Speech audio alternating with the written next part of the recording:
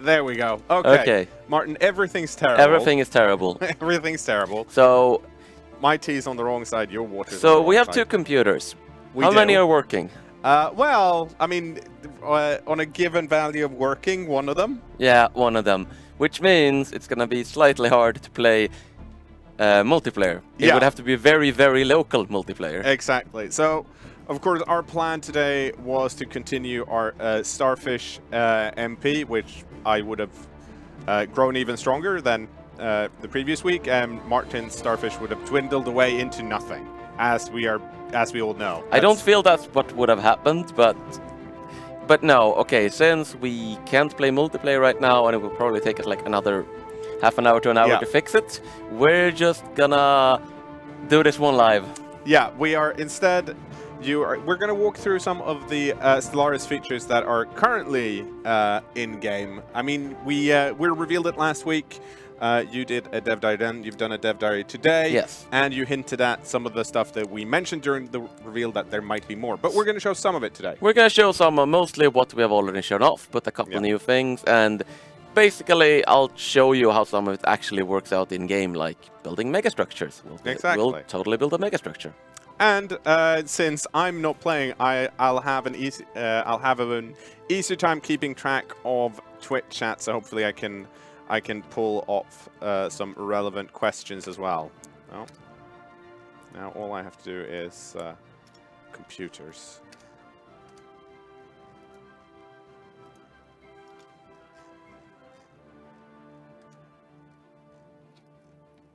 I don't know what I had.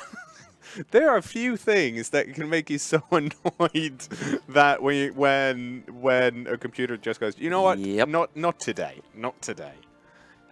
And I think it's important. It's not important, but this is not specifically a Stellaris hotcode issue. This is this computer over here is not performing. It's not Stellaris' fault. It is everyone else's fault. Yeah, it's so I'm just quickly gonna try and make a race and with the new things. So let's see, what should we play? You know what? I feel like I've been on a bit of a spiritualist bent with the dev diaries today, so I'm gonna go ahead and we'll do Elven Divine Mandate. Nice. Another thing, if you're interested in more of the Utopia stuff, or specifically the Unity unlocks that you can get, there has been some hints on the Twitter, not coming from you. Yeah. Which is a new thing. It's crazy. How is that even possible? I don't know. It's like there's two me. Yeah, I thought you were like, no, I'm the game director. I'm the one that points them. But it's. I'm a busy man. I can't be expected to make every tweet. That's true. And that person is, correct me if I'm wrong, it's Grekulf, isn't it? Yes. Yeah. A.k.a. Daniel Moregard. Exactly. But I think his Twitter handle is at GERKULF. Yes. He's also in the PDS Dev Clash, if you're interested. He's the one with the big sword. And okay, I've got Twitch chat up, so hopefully we can get some. We can have some. This is gonna be a slapdash of hell empire that is gonna make absolutely no sense. Now people are. Oh, it's actually not Grekulf. I'm sorry. It's the. Oh yeah, it is the Moregard. Yes. Yeah. Sorry. On Twitter. Big ups to Spectre Errands, who actually one of our community mods who knows how to link things. Oh, audio's out of sync too. That's excellent. Everything is coming up, not us. Yeah, everything's going horrible today. Okay, so while you set that up, I'm gonna restart the stream, see if we can get ourselves back into sync, because I feel like the machines are against us today, so it's a good thing we're playing a spiritualist. Indeed. The stream will go down, and then it'll come back up. Okay. Everything continues to be terrible. You know what the worst bit about being on stream is when you're really annoyed, and you're like, no, let's be cheerful. Let's not. Okay, hopefully the audio should be more in sync now. If it isn't, yes. You know what? I'm at that deal with it. Good news is the only thing you missed was more issues. So yeah, everything is fine. I'm gonna put a thing in here in the meantime, in a computer. Okay. Okay. The soothing sound of technical difficulties. Yeah. Oh. Be cheerful. No. Nurgle says, get a table in there and flip it. Okay. Okay, let's get back to what's important. What are you going to show us? Well, first of all, I have made this just horrible mess of an empire. Yep. Which is a mix of stupid references. They're all elves. Mm-hmm. I don't even know why. Just it was there. Mm-hmm. So I was thinking I'll start by showing that there is something new up here, as certain eagle-eyed people may have noticed. Yeah. Like, oof. That's weird. I don't understand what that is. Yes. So there's no food, and it's not global, as someone pointed out, because global would indicate across a planet, but galactic. Okay. Meaning food is now shared between your worlds. So each world will produce food and give it to your empire. Mm-hmm. Unless the planet is blockaded, then it can't provide food to the rest of the empire. This goes into your global food pool. And you basically have a policy here called food stockpiling. The way it works is that as long as you have any amount of food, you're fine. Yeah. Your pot will continue to grow. If you run out of food and you have a deficit, you will have increasingly bad penalties for starvation across your empire, as everyone is starving and sad. Yeah. And once you hit your food stockpile, which you decide how big it's going to be, all extra food will contribute to growth, with the amount of growth depending on how much food relative to your size of your empire. So, in other words, you can basically decide if you want to prioritize growth by keeping small stockpiles and just throwing lots of food at growth, or if you want to prioritize not getting screwed if your agri worlds are being blockaded by the enemy. So does that also kind of mean then that if I somehow, as a cute fish people, find less cute starfish people that have a agricultural planet, it may be a good idea for me to blockade that, take that from them. Yeah, or conquer them and then eat them. Tasty, tasty. I do like the not cute.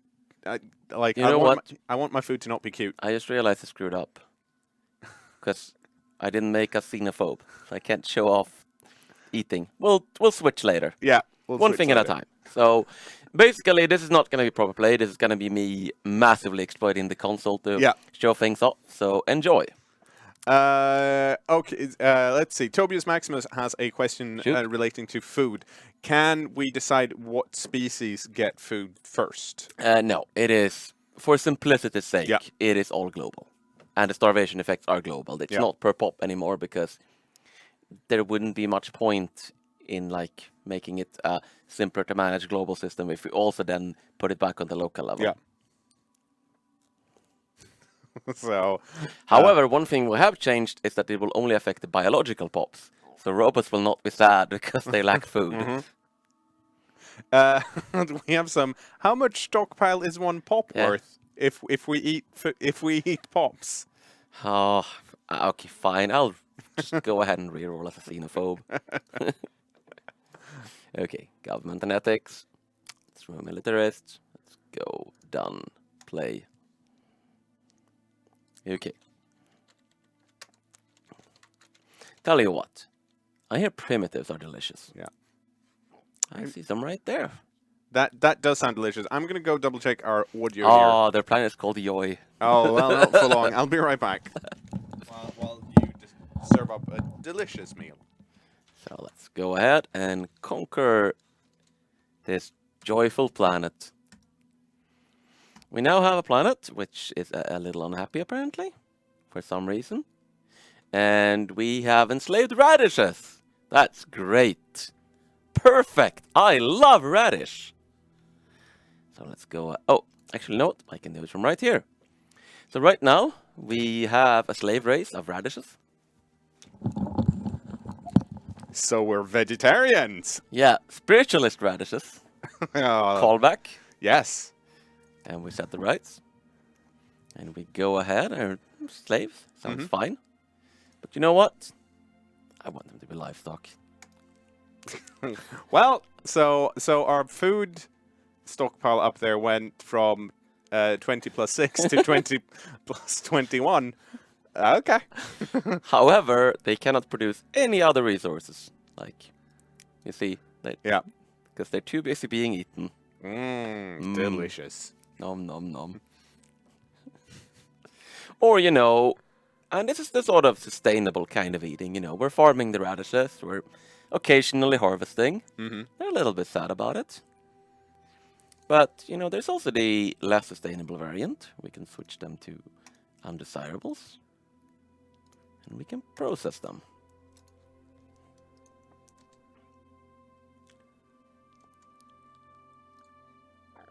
Oh, hold on.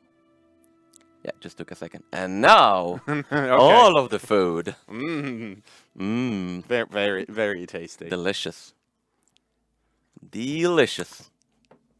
So now we get 10 years of... Hang on, are we? No, we're not eating a filthy human. That's just, we're just hanging out there. Elf. Yeah, well, fair enough. No, Nice elf. they're just hanging out. But another change with this is also that the capital will no longer produce food and minerals, because that is a thing I always thought made absolutely no sense. Which also means in a case system you will no longer actually have slaves working the capital. That I feel like that's a good thing. That should make you happy. Yep. But yeah, that is basically how you fix your food surplus to ensure that it's good. Yeah. You find a primitive civilization and you eat them. So you can finally play the like the starving hunger that just goes through the galaxy eating whatever they can find. You can finally play xenophages. Finally. Finally. So Darth Caboose wants the difference between slavery livestock versus undesirable and processing. Slavery livestocks, they stick around, Yes. right? Undesirables processing. You get less food, but they don't die. Processing, you get more food. And Well, they don't all die. yeah, but they slowly disappear. No, livestock is sustainable. Yeah, no, I'm talking about the undesirables. Oh no, Yeah. Processing, undesirable is purging. It means get rid of them. Slavery means you exploit them, and sometimes eat them. Yeah. As you choose. Mhm. Okay. There's a new button next to that that I haven't seen before, up in the angry fist. Oh. Yeah, for some reason the planet of Yoi has unrest. That's just a little bit of unrest. Yeah. We're actually going to be getting to this in next week's Dev Diary, so we won't go into it. Nope. So we might see some events related to it pop up, because I'm not gonna bother fixing that. Yeah. Fair enough. Okay. So any more questions about galactic food? Galactic food. I think we covered how it affects pop growth now that we made it galactic. In that, if you have a positive, if you're above your stockpile, it will help your pops grow. Excellent. Okay, let's build something. What do you think we should build? Something big. Something big. Let me just get some research technologies. Nope.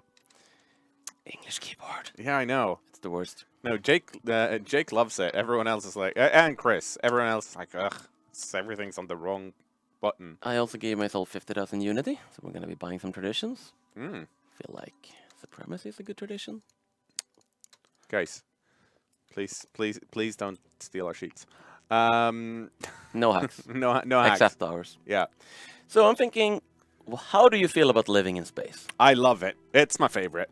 It's great. So we're gonna go ahead and pick the Voidborn perk, which, as we mentioned in the Dev Diary about habitats, is needed to build habitats, along with a bunch of technologies that I just cheated for myself. Yep. So now we have picked this, and now we will have a nice new option right here. Build a megastructure. Hooray! And people kept seeing this one during the last stream. Yeah. And we were like, I don't know what that was about. I'm gonna click that. Yeah. Ah, but we can't afford it. Caveat, I know none of you will actually pay attention to what I'm saying, but I'm gonna say it anyway, because hope spires eternal. All numbers are non-final. I know that it doesn't matter that I say that. You're gonna believe they're final anyway. Count down to the Reddit thread in 10, 9, 8.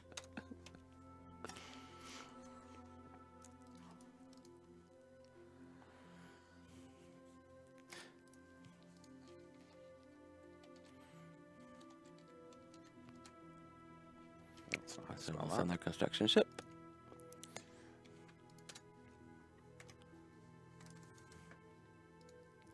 Yes, exactly. 5,000 minerals confirmed. Final.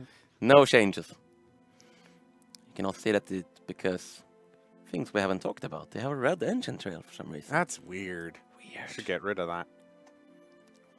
And because we don't have all day, I'm gonna cheat even more. As soon as I remember that it is not Swedish keyboard. Bam.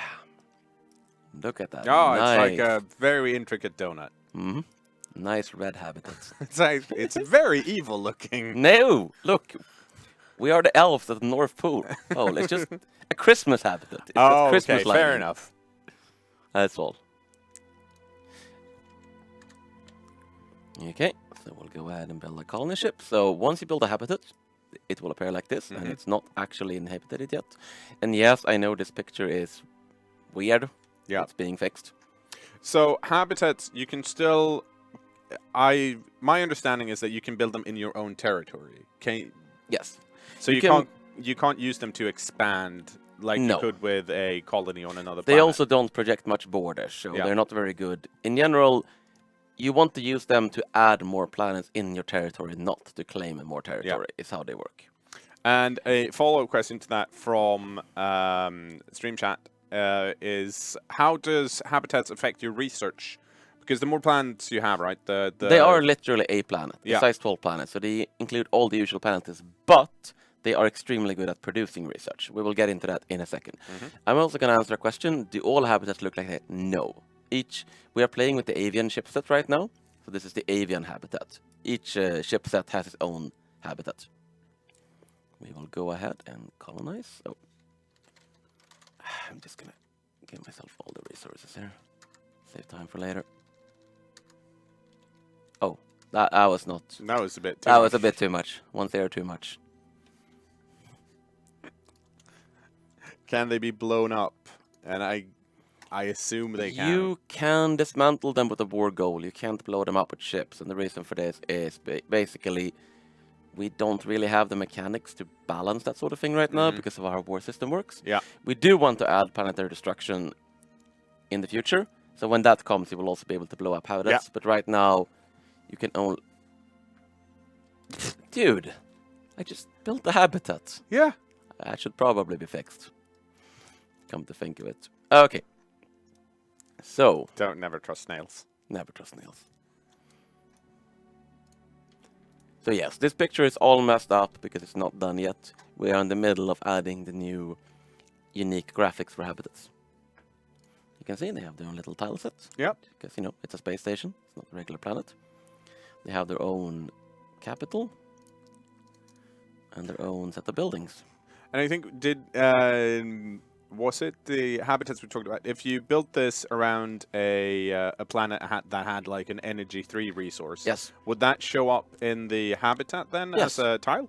This had 2 energy, and as you can see, it has shown up right here on this tile. 2 energy. Otherwise, we would have no energy on any of these tiles. So we can start by building, and as you can see by these buildings, which is like their own set of buildings for the most part, the exception being some like Unity buildings and such, like with Spiritualists, we can build temples, and we can also build temples on habitats. But they are generally unique. So they are very good at producing energy and tech, and pretty crap at producing minerals. So, because normally the basic laboratory you'd get on a planet is a 1-1-1, whereas this one is but this only has 1 level. Yeah. That's also a big difference. Also, they're quite expensive. So habitat buildings are meant to be simple to build because you might end up with like 20 habitats in your core system, so we don't want them to sit and have to upgrade all of them. Yeah. So all of them are just 1 expensive, fairly high producing level. So you can see I can't actually upgrade it. I just built a solar power processor. You also can build a habitat around the black hole, but you can't build solar power processor around the black hole. Okay.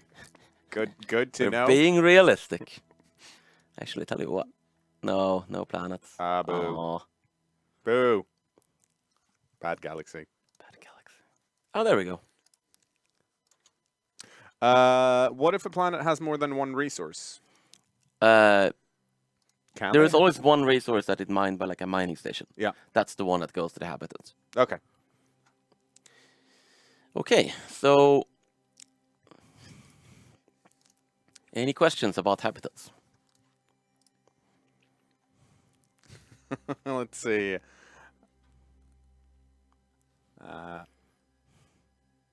What about all the light it's sucking in? You can't collect it on the way in. Yeah, that makes Yeah, sense. you can do that in a regular system too. Are habitats like planets in that they need warmth, or can you build them in systems with a Dyson sphere? Oh, yeah, no, they are their own self-sustaining Yeah. unit. They don't. That's why you can build them around a black hole. Yeah. Black holes are not very warm. Well, I mean, they might be unfriendly, but to call them cold, I feel like is See this guy? yeah. Super cold. And that's an actually interesting. Once the is there a besides the build cost of a habitat, is there any like monthly cost for running a habitat? No, it is a planet basically. So Okay. once it's built, it itself. I mean, all the buildings on it are gonna cost maintenance unless they produce energy. So that's as things are per usual. But effectively, you are building a planet. That is the mechanics. Just a rather unique planet with its own unique twist. Can we put a spaceport on it? Right now, no. We are still in the middle of like experimenting with that. So that won't be final until it's final. Because the issue is it looks actually kind of stupid. That is the biggest problem with it. And there are some balance concerns. So Yeah. I'll let you know when we have reached a final verdict in that. Verdict. I don't know what I was saying there. It's words are difficult.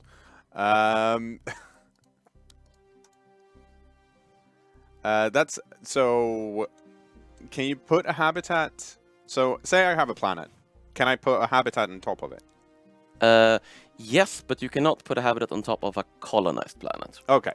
You can only build them around uninhabitable planets. Otherwise, it would like collide with the spaceport, and then that would be bad. Yeah, it wouldn't be good. You can also not have a habitat around a planet that has like a mining station, and vice versa. Yeah. You can only do one of those.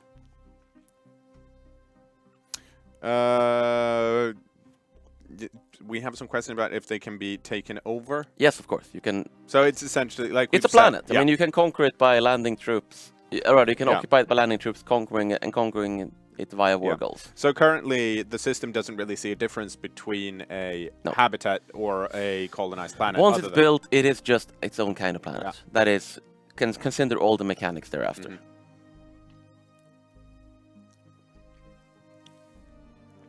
Now us being quiet is us reading Twitch chat, in case anyone's wondering. Yes, you can build a habitat around a terraforming candidate. You will not be able to terraform it if it has a habitat. Yeah, the thing about we could have so that habitats have an integrated spaceport.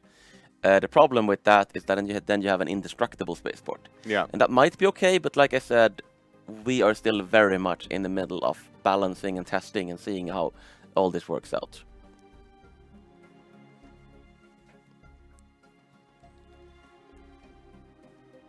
I think the idea with them is right because we have a tall versus wide question. Yes. And the idea is to help someone who's building something tall to, well, expand while not expanding their borders as such. It also comes down to like, what are you focusing your ascension perks on? Because if you're a wide, you probably want to focus on other things. You want to focus on conquering.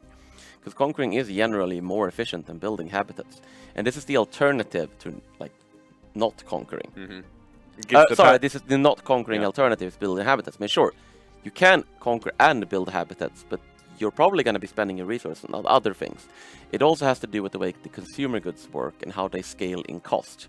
If you have a small, efficient empire, those are much less expensive. So you can sort of build an empire that's built around having a limited space, but having a lot of efficient things in that space. And there was, if I recall correctly, there is also the added influence cost of a habitat because it costs minerals plus exactly, and then you still have to colonize it. So you do have to kind of make these choices. Like if you are expanding, then you probably don't have the influence to also build habitats. There is that as well. Okay, shall we build something else? Let's. Do you have anything else you want to build? What do you feel like? You know what? First, we go back here. Let's go ahead and pick exploration. I like exploration. Those are some nice icons. will want... That's the ascension paths. Oh, right. They're a fair bit down. I forgot. So, yeah, I want to build the other megastructures, but to that I have to actually unlock 4 slots, which is also what you require to get the second level of an ascension path. So one of the questions we had is like, why would you ever not pick one of the ascension paths? And the answer is because they also compete with other things. Like, if you want to build a bunch of different megastructures, you may not have the slots to also make all your people into robots and so on, unless you play for a very long time. Yeah. So you kind of have to decide what you want to do first. So we could go for the ring world, which requires the habitat perk, which we have. Or we could go for Galactic Wonders, which unlock the Sentry Array, Science Nexus, and Dyson Sphere. Or we could go for both. I don't know. Should we go for both? Let's go for both. I feel like... Now, what do we build? Let's start with a ring world then, so we can ramp it up. Okay, to build a ring world, we will have to find a site. Oh, we can't actually build it here because there's not enough planets. Oh, what? Okay. Okay, that's hot code. Apparently, somehow someone has scripted in that ring worlds can only be built around black holes. Which means we will not be able to build a ring world today, because we will not be able to find any black hole with 4 planets. That's... We're continuing on the theme of everything is terrible and hot code. So, shall we build a Dyson Sphere instead? Yeah, let's build a Dyson Sphere. Let's build a Dyson Sphere. And for this, I'm actually going to turn off instant build, because there's some things I want to show off. Well, let's build a site first. So, we'll go with Ishnor. Seems like a nice place for a Dyson Sphere. So first, you build... essentially a construction site. Yeah. Which is sort of like the first preparation. This is the only part you actually need a construction ship for. And you get this event. And this is also non-final. It's going to have its own model. We'll turn off instant build. Code so hot you can build a Dyson Sphere around it. Yep. Yes. And once you have this, you get the megastructure interface when clicking on the Dyson Sphere site. And you can invest the time and the results. And again, the numbers aren't final. And you can see the outline of the Dyson Sphere. We're now just building the first stage, which is just the frame. This is not the final Dyson Sphere that we're building now. But you can see like the outline of it appearing around. And obviously we're not going to sit here for 5 years, so I'll flip instant build back on. And now we have just the frame. The frame is basically useless. It just, you know... It just costs energy to run. It's despicable. It doesn't even cost energy to run. It's just we built a big frame around the Dyson Sphere, and it's just sitting there going, "Hi, I'm a..." It's just decoration, basically. We blinged our star. Yeah, it's a nice star. And again, we can upgrade. And now we can see that some of the, like... It's a bit hard to see in the light of the star, but some of these have like construction outliners, which means that these are the panels that our empire is currently working on constructing. Bam. Very fancy. And now we're actually starting to get some use out of it. Oh my god, I just realized I'm going to show off numbers on the Dyson Sphere. Oh no. And everyone is going to think they're final. And there's going to be a big Reddit thread about it, where someone is like, but a Dyson Sphere would actually produce 95 million energy credits. Wait, let's all do a quick pose where we stand like this, so people can do a bubble afterwards and have a, like, say, not finals. It's like...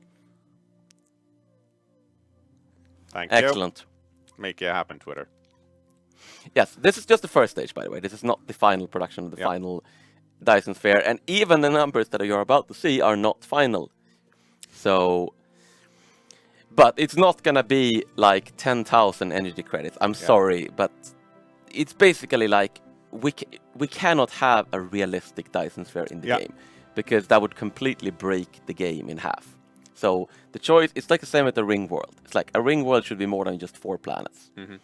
So if we have a realistic Dyson Sphere in the game, it will break the game. So the choice is between having something that is very powerful, but still within the confines of the game, and something that is just, or not having it at all, basically. So there is your choice. Okay. Let's keep going. And we have the next set of panels. Oh, I actually ran out of minerals there. That's so many So minerals. many minerals. And as we keep upgrading it, we keep getting more and more. And finally, it is complete. So what does this do to the rest of the system at this point? So the Dyson Sphere will turn everything barren or frozen. I think we had like a toxic world here that went frozen. It will basically kill all warmth in the system. Yeah. You can also see that it has our nice like coloring, Mm-hmm. and it has some patterning based on our race. So they will look a bit different depending on who you are, and you also have the light of the star shining through. One thing to keep in mind also with the numbers is that this does not increase any technology cost or anything like that.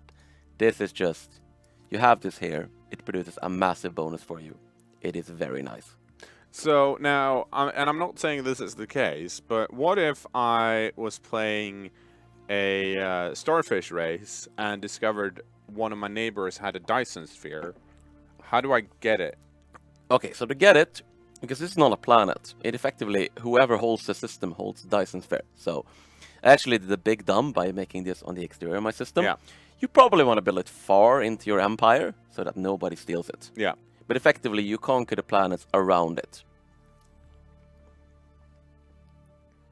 And we have some questions about them being destroyed, and I think I assume that's not the case. Since there will probably be a war goal to at least dismantle unfinished megastructures, because you will be told when someone else is building a megastructure, and if you want to stop them, especially like the spy nexus and so on. Mm-hmm.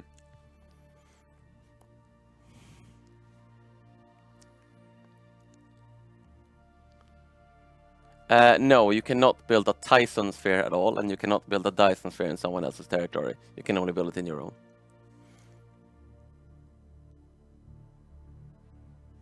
What? You can totally see that they had a Dyson Sphere. It's right here. Yeah. There is an icon. Shows you. Megastructure. Look at. The star type does not affect the amount of energy produced at present, because if it did, it would basically just be you always build around this star. Yeah. Let's see, we're getting a lot of questions, so that's what we're looking at, chat. I mean, I'm not gonna answer every single detail, but I think it's pretty damn cool. It is pretty cool. I like it. It's I mean, I want it because 200 energy. Who wouldn't want that? Yes, you can capture someone else's sphere and complete it. This is a thing you can do with megastructures. So I just need to make sure everyone builds them. Well, yeah. So build your megastructure as much center to your own. What am I trying to say? Your own system. Yeah, as possible. close. Yeah, close to. As close to like capital as you can. Keep it safe. Because you don't want to lose it. Trust me. Okay. So you've unlocked everything. Mm-hmm. And I think I mentioned this, but you will be able to find like ruined variants of megastructures, and you'll probably be able to repair it. It's not something we have in right now, but it's something I'm planning to add. But anything that isn't in is never completely guaranteed to be in. Yeah. So. Exactly. Even higher energy in the Knorr system. No, you cannot. You can only build a single megastructure in a system, because otherwise you get all sorts of funky potential situations. But that means it might actually be good to find a empty system close to starting a location rather than having it be, crap, there's nothing here. Which is nice. Ring worlds behave basically like they currently do. The thing with ring worlds is it eats all the planets in the system, and there's a couple of reasons for this. The first is that it looks bad when you have a ring world and you have planets. Yeah. You get clipping and shit. And the other is that it's basically you're taking the resources of the planets and putting it on the ring worlds, which is why the ring worlds actually have deposits, unlike the habitats. You will be able to mod so that you can have put the Dyson Sphere around or rather a ring world around the Dyson Sphere. No worries. You'll also be able to mod so you can put like a ring world around the black hole, all sorts of fun things. The megastructure system is very moddable. You can actually pretty much use it to make any kind of construction you want, so I am looking forward to see what modders do with it. So no habitat in the Dyson Sphere system. I think that's correct. Yes. Because they'd be... oh, no, you can build habitats in Dyson Sphere system. Oh, you can? Habitats are different. Habitats are not, like, they're not proper megastructures, so to speak. They are little megastructures, which is a really terrible name, but you get the idea. Oh, no. The tiny megastructures. Here. No, we can totally like build.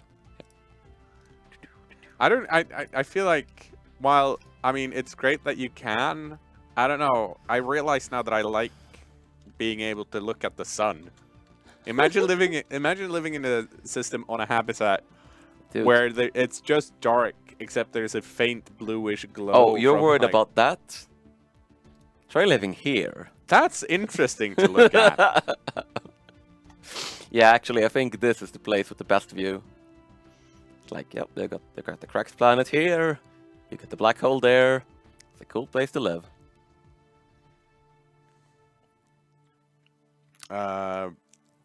Can you live in the Dyson Sphere? No, it's just a big power plant. We want each megastructure to have its own separate use. We don't want to like combine them, because then we just end up with, well, why would you build the ring world if the Dyson Sphere is the Dyson Sphere and the ring world? Mm-hmm.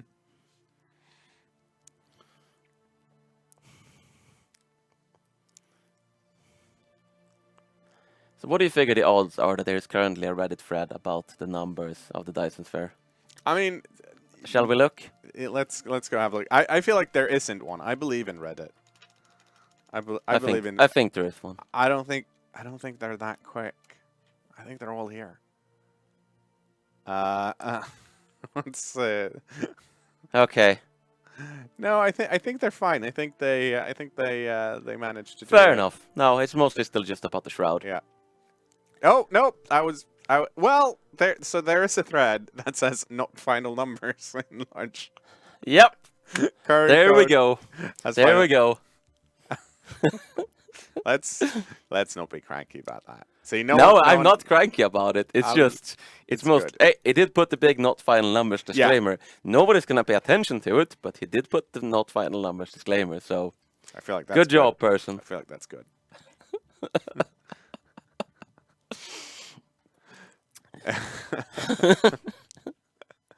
All right.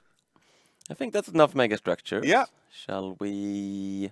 We have. How are we looking on time? We have some time if you want to show something off. We'll probably, because we started late and this is just a single player, we're probably not going to run for the full 2 hours today. But if you want to show something else off, we can definitely do that. We have some questions about other Ascension perks, the robot one, for example. Ooh, yes, but we'll be covering that one more in detail in the future. There you go. So I won't be covering the other paths, but it's like, I mean, not all of them are. Well, some of them are just like you get a very nice bonus. Like, yeah, you get research. And I mean, it's one of those cases where we're like, of course you want to show off as much as possible of the new hot code, but literally last week when we played, there was no galactic food, so things are still happening. Things are very much still happening and changing, and I'm not even sure we're done adding Ascension perks. Yeah, so I mean, there is a reason we still haven't announced a release date, for instance. Yeah, because we're still very much in active development of Utopia. But then there are some people that want to know. So what do they want to see? Psionics. We have a. That's some. Yeah, we could show Psionics. I mean, I talked about it during today's dev diary, so. Yeah, and indoctrination. That's next week. That's next week. People like release date not happening, not today. But if we could talk about the release date today, we would have already. Here's the thing. The exact second we can talk about the release date will be when you know the release date. Yeah. So it's sort of it's a very pointless question, but I know why you ask it anyway. We do have a question about the shroud as well. Yeah. I can show off a little bit of the shroud. Are there any positive events? Oh, for sure. Like, it's not like the shroud is only, I mean, what would be the point of going into the shroud if it just did bad things to you? It does lots of good things. It can also do bad things. But I can show off a little bit of the shroud. Okay. But first, though, there's one thing I want to do.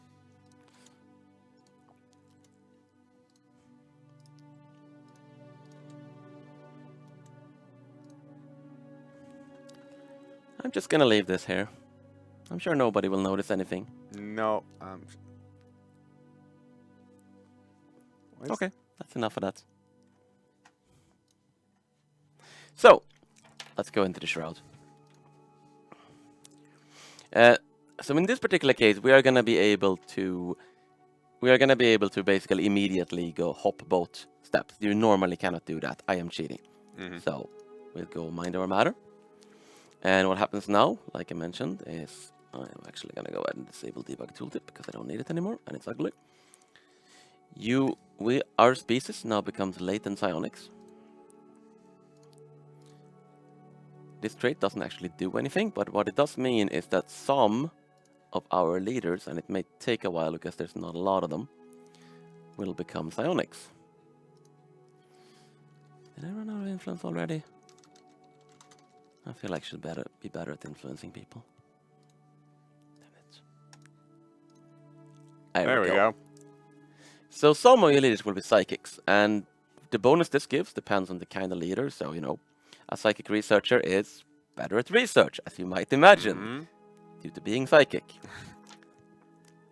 You will also get access to psionic armies, and you will be able to build the very lovely Psycorps building. And that's not the final. Yeah. Very lovely Psycorps building, which lowers unrest across your empire because, you know, trust the corpse. It's your friend. Do the Psycorps stack, or is it a one-off building? You can only build it on your capital. And okay. It does this across your entire empire. Yeah. But I can't get 5 of them and get minus 50. No, but once you build it, the corpse will be everywhere for your convenience. You should trust the corpse. I agree with D-Tumper. Or Tupper. Rather. And you can also recruit psionic armies from your... I mean, I can recruit basically all the armies now because I cheated, but... Yeah. You can also recruit psionic armies once you have the first one. Next one. Okay, but the real fun comes with Transcendence, which requires you to have quite a few of these slots unlocked. Oh, now I get the Great Awakening. The veil has been lifted. Okay, so what this does is that now, instead of being latent psionics, where some are psychic, everyone, all are elves and are psychic elves. They get this trait, which gives them bonuses, again, not final. And all our leaders from the elven race are now psychics. All of them. Dang. Other species will not be, but once you reach this level, other species in your empire can become psychics as well. Right? Now let's wait a little bit for the real thing. The Shroud. Shroud. Ooh. Like a muffled whisper in a dark room, the Shroud calls to us from within our minds. That sounds safe. Hello. You know what? I think we should explore the Shroud. Definitely. We should definitely sit here and wait, right? Yeah, I mean, we do have the time. Speed 3, here we go. No, that's too fast. Let's go on slow. Okay, no, that's enough trolling. Oh, space piracy. Pirates. Oh no. Okay. So, we have breached the Shroud. It is unbelievably strange and unsettling, but also immediately familiar. Let's go away, space pirates. I don't like you. So, the way the Shroud works is... I'm actually going to exit now, just so I can re-enter it and show you. Yeah. It is a contact on the contacts menu. We have the Shroud right here. Nice and brainy. And when you communicate, you basically enter the Shroud. Yeah. You can only do this every so often, so if you basically penetrate the Shroud, you will have to wait to do it again, and it also costs a bunch of energy. The amount of energy it costs is relative to the size of your empire, so it's pretty cheap for us right now. Let's go ahead and reach into the Shroud. Ooh. In one of the lower planes of the Shroud, we encounter a spirit that has ensconced itself behind some kind of powerful psionic shield. Leave. Well, I mean, if you say so. And we can see here that we could attempt to penetrate the shield. We have a medium probability of success. And if successful, well, truly, who knows? Well, I mean, I've changed. Go for it. Ooh. We did not venture this deep into the shroud, only to be turned back now. After channeling all of their psionic might, our telepath were able to form a breach in the shield large enough for some of them to peer through. We do not know what those telepaths saw on the other side of the shield, but it was enough to permanently unhinge their minds. Their sacrifice was not in vain, however, as the act of breaching the shield taught us how to generate a similar force field. If the technique can be refined, we may be able to form psionic shields large enough to encompass entire starships. Yes, so now we get the option to research psychic shields for our ships. That's not... Yeah, that's a positive thing. Probably. Yeah, and now we can't go there for a while because we just went to the shroud. And of course, I showed you this before, but...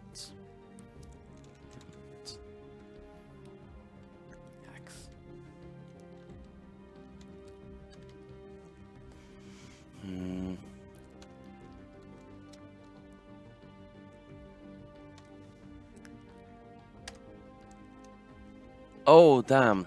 Ah, it's not in the nightly. This is unfortunate.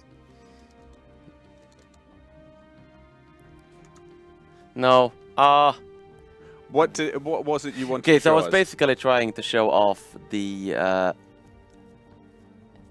what we call like the patrons of the shroud. So there's some.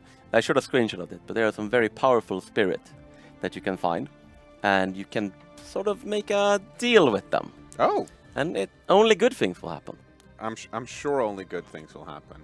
Only good things will happen. that's no bad things. That's the only outcome of the shroud. Whatsoever. Tell you what. Oh, sorry. I'm gonna check something real quick, but I don't want to see it. Can you? Oh, in which case we'll have to... You know what? We'll go over to our standby for a bit. I can fix that here. I know that. Adams. Then I'll just keep talking so that everyone at least feels entertained. Yeah, just remember that everything today is very impromptu thanks to everything being bad. Yeah. No, this is... I'm gonna give IT a ticket tomorrow. It'll be interesting. As in, you know... Speeding tickets? Yeah, workplace order. I'm like, fix my stuff. It's so good, you guys, to have IT, because compared to your own computers, where something goes wrong, you can have to Google it and figure it out yourself. Here, you can just go to people and be like, I don't computer not print, and they look at you really annoyed, and then they fix it. It's great. I highly recommend having an IT department if you can. So that's odd.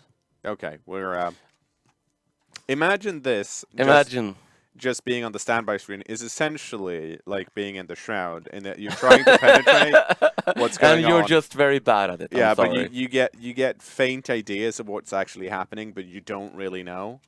And you're just hearing someone be slightly annoying, and you're like, behind that slightly annoying tone, there's probably some really important Utopia information. Yeah. But looking at what Martin just did, I'm not sure that's the case. No, at the moment. so... Can we go back to the Yes, we can go back to it. Unfortunately, I am not able to get this to work, so you're just gonna have to be happy with the screenshots I posted. Sorry, guys. It's, I'll forgive you. Good. You should. Everything is bad today. Okay. No, and that is about what we'll show off. I don't want to show off everything with the shroud, so... Yeah. So the dev diary today was about some of the things we've shown off. It was about psionics and the shroud, specifically. Exactly. So if you want more information, go read that. Can you reveal what's coming up in the next few weeks in the dev diaries? Yes, the next one... I can reveal the next week. Yeah. And the next week will be about unrest. It will be about factions and how you can use them to change your empire ethics. And it will be about indoctrination. Cool. And hopefully, I mean, next week, the Starfish should be back, because I'm going to fix whatever's not working here properly. So then we'll have a proper 2-hour multiplayer stream. But unfortunately, for now, because of our tech issues, I think we're gonna have to call it quits for today. Yeah, today was interesting. But hey, you guys got to see some cool stuff. You did. And you also got to see us be very annoyed at things. Okay, but thanks for hanging out, guys. See you guys.